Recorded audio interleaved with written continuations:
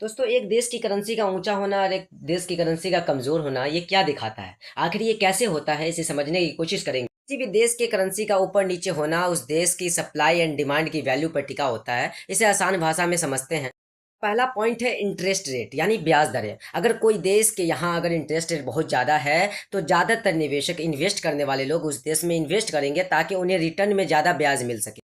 Point है महंगाई यानी इन्फ्लेशन। अगर किसी देश में महंगाई बढ़ जाती है तो उसकी परचेसिंग पावर बहुत ही कम हो जाती है। एग्जाम्पल के तौर पर वेनेजुएला और जिम्बाब्वे को लिया जा सकता है। दूसरा पॉइंट है ट्रेड बैलेंस। अगर कोई देश ज़्यादा एक्सपोर्ट करता है और अपने यहाँ कम इंपोर्ट करता है तो उस देश की करेंसी स्ट्रांग बनती है। एग्जाम्पल के तौर पर कुवैत की स्ट्रांग करेंसी को देखा जा सकता है क्योंकि कुवैत ज़्यादातर तेल का एक्सपोर्ट कर। नंबर 4 है पॉलिटिकल स्टेबिलिटी। अगर कोई देश युद्ध में उलझ जाता है या वहाँ सत्ता का परिवर्तन होता है तो उस देश की करेंसी बहुत ही कमज़ोर हो जाती है।